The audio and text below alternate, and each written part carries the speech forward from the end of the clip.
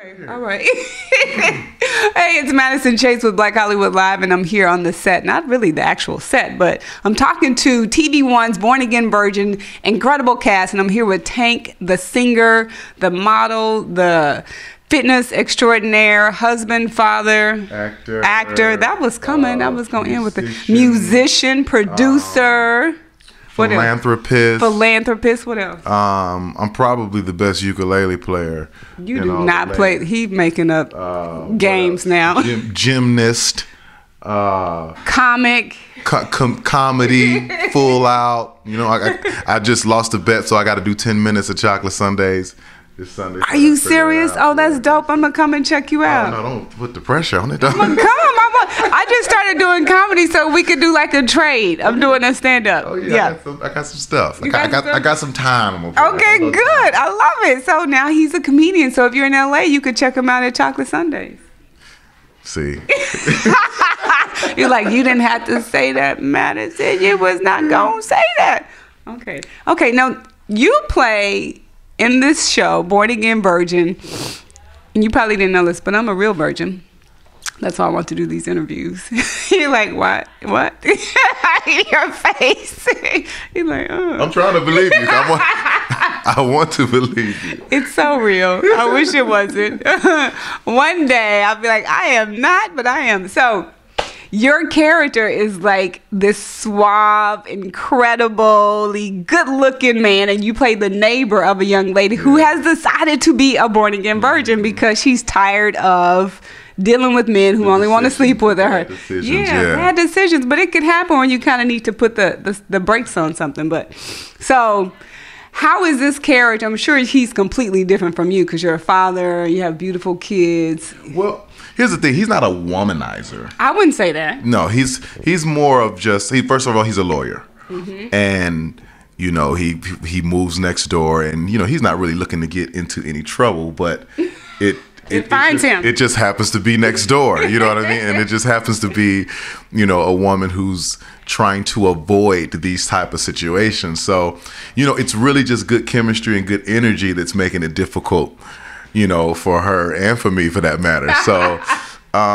you know, I like the character, you know what I mean? It's fun, you know what I mean? But it's also encouraging in a sense, because it's like, you know, you have this young lady in a space where we are, you know, with music, entertainment, social media, everything. I mean, everything is fast. Mm-hmm. Everything and is sexually charged and sexually driven and everything. And here you have a show and, you know, a bunch of cool cast members and a story about regaining that control of your life, you know what I mean, so to speak, and when everybody's trying their best to figure out how to lose control. So I think it's pretty awesome. Yeah. It's pretty awesome. I like my part. I love your part too. And I love that you're not just, you know, you're not the dude that kind of works. You have a really good job. You're educated. Mm-hmm. And I love that TV1 does a lot of cross promoting with other brands that they work with. So I want to know if you're going to be singing on the show. I would like not to sing on the show. Why? I would like to act on the show. I know. But because it's one thing to have a commercial running saying, oh, Tank's album is out, you know, during the show. That's great. Okay. But it's another thing for me to try to be seen as a serious actor, and then I just break out into notes.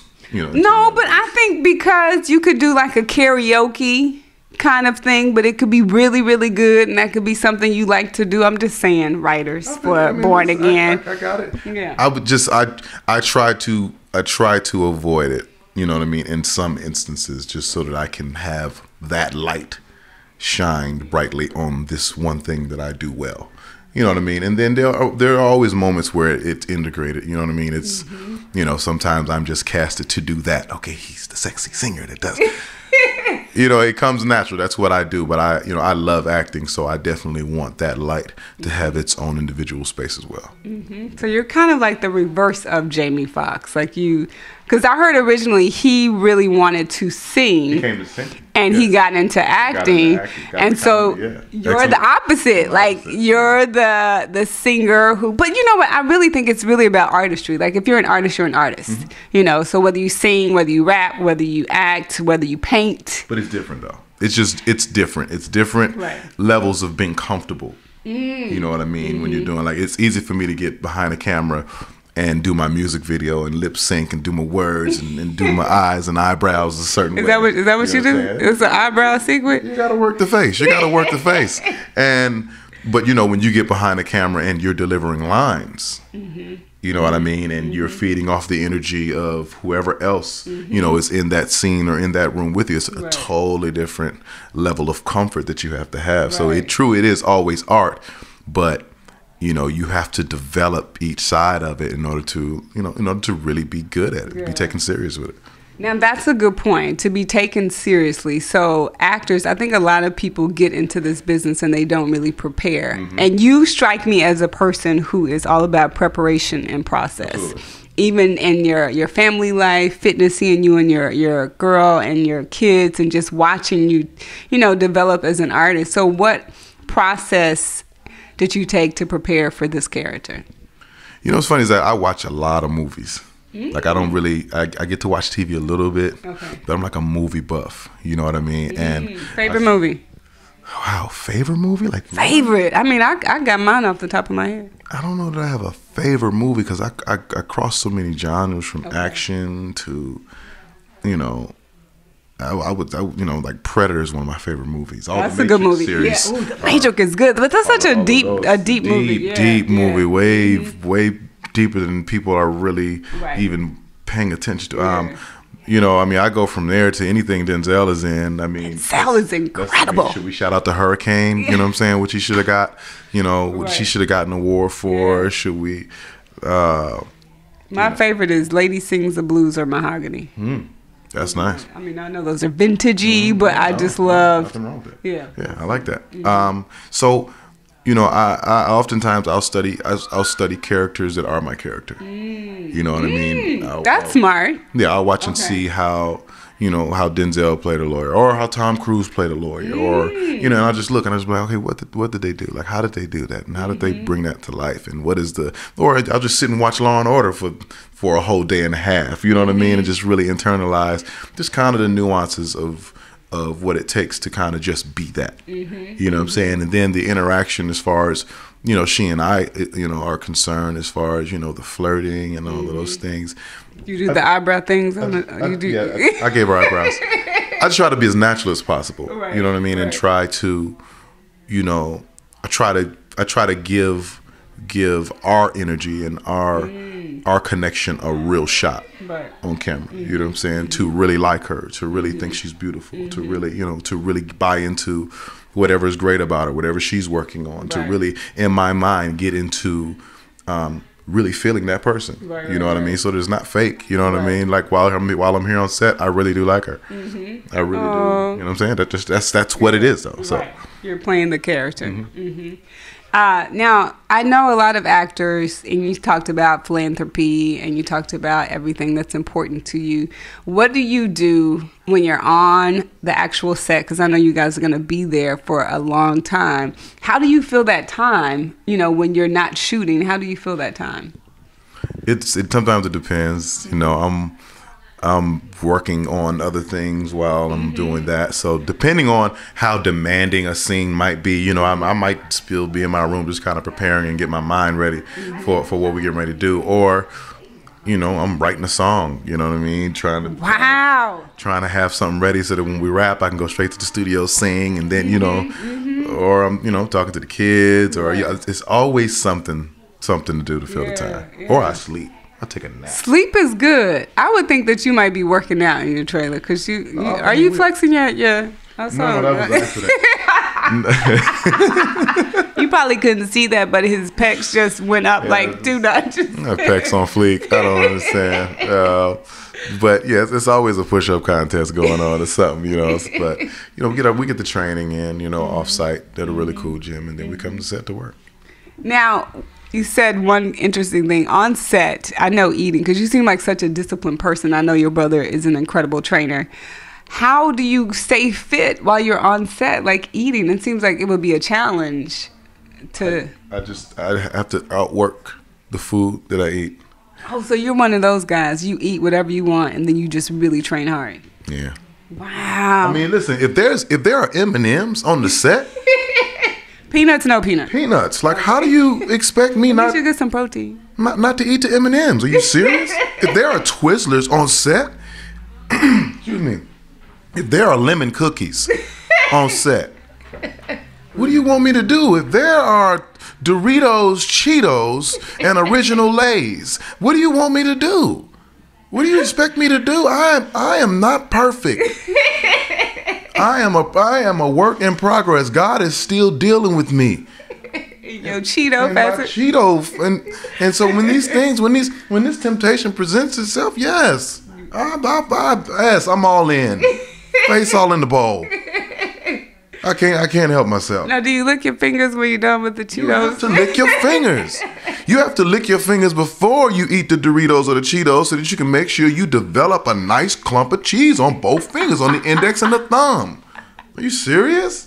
I had no idea. That's a meal within itself. That's the after party. The after party is on your thumb and index finger. Are you serious?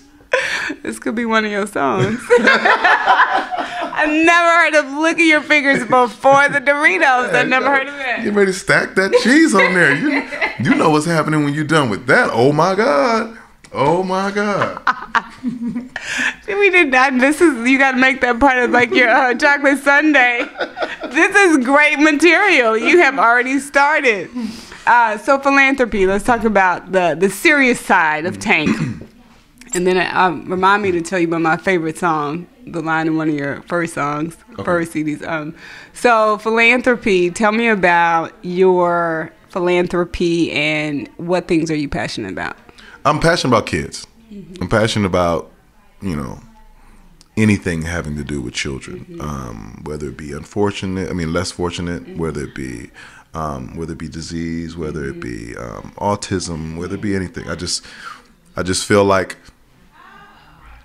they didn't make the choice to be here. You know what I mean? And so it's our job as the adults, as the people who know and understand, to give them a fair shot at life. You know what I mean? And so whatever the things that are needed, I've participated in things for education. I've participated in things for mental health. I've participated in things for AIDS and cancer research and all of those things. And I just think it's important, especially for somebody in my position to just be that example and be one who can encourage. You know what I mean? Because when I was young, if my favorite singer or favorite actor or favorite athlete would have walked in anywhere and told me, you can do it. You know what I mean? And that would have probably just been the most amazing feeling in the world. You know what I mean? Like, this is where I come from. I come from the same place you come from, fighting against the same obstacles you're fighting against, and it can happen. You know what I mean?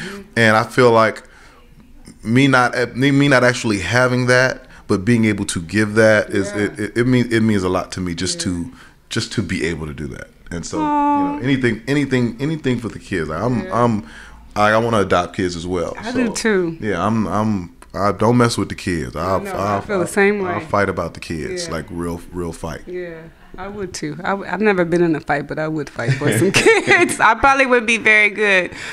So thank you for sharing that. And at the end of the interview, we'll talk about your social media so we can keep up with the things that you do. So your first CD, Maybe I Deserve. Okay, so the lyric that really used to crack me, it wasn't funny, but I'm gonna squeeze your neck until you let me until you let me know.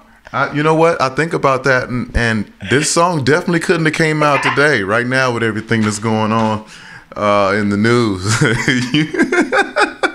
Luckily, that was your first, right? That was my first hit record. Yeah, and I remember because I'm like, yes, wait, I'm gonna squeeze your neck until you grab your neck. Okay, I didn't squeeze. I didn't cut off any air supply. I just said to grab your neck until you let me know. Now, here's the thing: is that that's not my phone. That's not Tank's phone. It's not our phone. It wasn't a domestic violence situation. It was just an aggressive, heated moment. You know what I'm saying? And